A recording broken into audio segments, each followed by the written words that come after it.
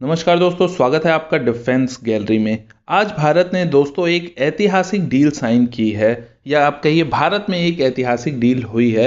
आज Indian air force ने 83 LCA तेजस mark 1A की डील को ऑफिशियली साइन कर लिया है। तो ये बात काफ़ी खुशी की है और इस पे तो तालियां बजाने का मन करता है। एक सेकंड रुकिएगा। तो ये जो डील है दोस्तों, ये बहुत इंपॉर्टेंट डील थी। मतलब आप समझिए ये ऐतिहासिक डील ही है, क्योंकि Su-30 MKI के बाद हमारी कोई मेजर डील हुई नहीं थी। आप देखिए कि हमरे पास हमने साइन किया तेजस की डील को, 40 क्वांटिटी में सिर्फ तेजस आए, और वो क्योंकि शुरुआत के वर्जन थे तो वो अभी उतने कैपेबल नहीं हो पाए थे। इसके अलावा हमने राफेल की डील साइन की, वो भी एक ऐतिहासिक डील थी, लेकिन उसमें अगर आप क्वांटिटी वाइज देखते हैं तो हमने 36 राफेल को ही ऑर्डर किया हुआ है। लेकिन तेजस जो है ये आप कहिए बैकबोन बनेगा, और तेजस MK1A जो है ये भारत के फ्लाइंग कॉफिन कहे जाने वाले फाइटर जेट MiG-21 को रिप्लेस करेगा, जिसके रिप्लेसमेंट की बहुत बहुत ज्यादा जरूरत है। दुनिया में सिर्फ हम ही हैं जो MiG-21 यूज कर रहे हैं, तो अब हम भी नहीं होंगे जब ये सारी चीजें मिल जाएंगी 83 तेजस। इस डील की छोटी सी बात कर लेता हूं, क्योंकि ऑलरेडी बहुत बार हमने तेजस पे बात की है। तो 83 तेजस में से 73 सिंगल सीटर वेरिएंट होंगे और 10 आपके ट्विन सीटर वेरिएंट होंगे। HAL ने जो प्रॉमिस किया है वो डील साइन होने के 3 साल बाद से इसकी डिलीवरी की बात की है। आज डील साइन हुई है तो इसका मतलब 2024 से पहला तेजस MK1A मिलना शुरू हो जाएगा, और फिर उसके बाद HAL के अनुसार 16 तेजस पर ईयर HAL डिलीवर करने की कोशिश करेगा, या आप कहिए डिलीवर करेगा, क्योंकि तेजस की अभी तक एक जो है वो बनी हुई है प्रोडक्शन लाइन, और दूसरी अभी कल ही इनॉग्रेट हुई थी, हमारे रक्षा मंत्री जी ने की थी। तो 2 प्रोडक्शन लाइन हो गई, और अगर कोई ज़रूरत पड़ती है, कोई इमरजेंसी ऑर्डर आता है, या इस बीच में जैसे अमेरिका से तेजस के लिफ्ट वर्जन की बात चल रही है, कुछ ऐसा होता है, तो उस केस में Su-30 MKI की जो प्रोडक्शन लाइन थी वो खाली हो चुकी है, तो अब उसे भी यूज किया जा सकता है। तो ये हो गई बेसिकली डिलीवरी की बात। इसके अलावा एक लोग पूछ रहे थे कमेंट सेक्शन में कि 3 साल बाद डिलीवरी क्यों, तुरंत क्यों नहीं डिलीवरी कर दी जाती है। तो यहाँ पे हम मैगी बनाने की बात नहीं कर रहे हैं कि 2 मिनट में डील साइन हुई और डिलीवरी हो गई।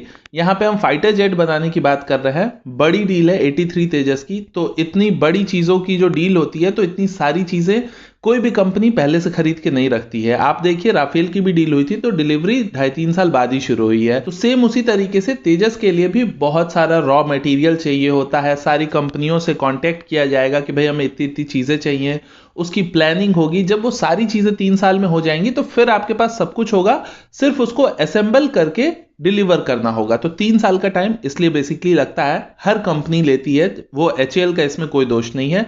दुनिया की सारी कंपनी के साथ लगभग यही हिसाब किताब है। इसके अलावा यहाँ पे एक इंपॉर्टेंट चीज जरूर मैं कहना चाहूंगा कि तेजस MK1A जो है वो जब आएगा तो उसमें ज्यादातर देसी मिसाइलें लगी होंगी, और हम उम्मीद करते हैं कि हमारे तेजस में सारी स्वदेशी मिसाइलें ही हो तो ही ज्यादा अच्छा होगा।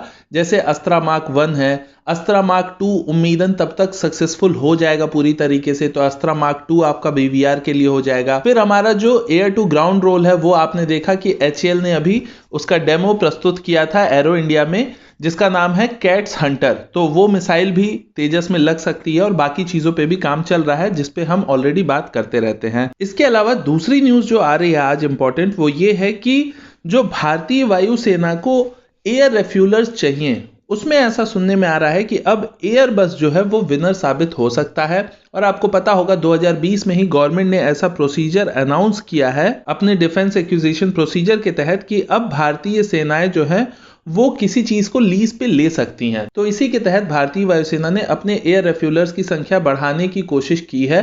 पहले खरीदने की बात थी तो खरीदने में कॉस्ट ज्यादा लगती है, तो अब ऐसी कवायद लगाई जा रही है कि भारतीय वायुसेना 6 के आसपास एयर रिफ्यूलर्स को लीज पे लेगी, और इसमें मेनली 2 ही कंटेंडर है, एक है बोइंग और दूसरा है एयरबस। लेकिन बोइंग का जो मल्टी रोल A330 टैंकर है वो यहाँ पे विनर साबित होता हुआ दिख रहा है। ऐसा कुछ डिफेंस सोर्सेज ने बताया है कि एयरबस से बहुत जल्दी डील हो सकती है। शुरुआती दौर में भारत एयरबस से 3 एयर रिफ्यूलर्स को लेगा और देखेगा कि उसकी परफॉर्मेंस कैसी आ रही है, उसमें कोई दिक्कत परेशानी तो नहीं है। अगर सब कुछ ओके रहता है तो 3 और को फिर बाद में लीज पे लिया जाएगा। ये जो लीज का कॉन्ट्रैक्ट होगा ये 10 साल के आसपास का हो सकता है। करंट में एयरबस A330 को ऑलरेडी इसे रॉयल एयरफोर्स में लीज पे लिया गया है 27 सालों के लिए। और यूके की ही एक कंपनी है एयर टैंकर, जिसने की एयरबस 330 के मल्टी रोल टैंकर को भारतीय वायुसेना को लीज के लिए पेश किया है। मल्टी रोल इसे क्यों कहा जा रहा है? क्योंकि रेफ्यूलर के साथ साथ ये एक ट्रांसपोर्ट एयरक्राफ्ट की भी तरह काम करता है, तो इसलिए आप इसे मल्टी रोल कह सकते हैं। करंट में बात करें भारत के पास कितने रेफ्यूलर्स हैं, तो भारत के पास करंट में 6 इल्यूशिन 78, ये एक रशियन एयर रेफ्यूलर है, ये भारत के पास हैं 6 की संख्या में। और इसमें कहीं ना कहीं थोड़ा बहुत मेंटेनेंस की भी दिक्कत होती है, तो जरूरी नहीं है कि हमेशा 6 के 6 एक्टिव रहें, तो इसलिए आपको थोड़ा ज़्यादा की संख्या में चाहिए। और ये लीज वाले ऑप्शन से भारतीय वायुसेना की ये ज़रूरत जो है वो काफ़ी आसानी से पूरी हो सकती है। ये डील भी जब फाइनल होगी तो हम आपको अपडेट ज़रूर करेंगे। फिलहाल के लिए मैं मनीष मिलता हूँ आपसे अगले वीडियो में। नमस्कार, जय हिंद।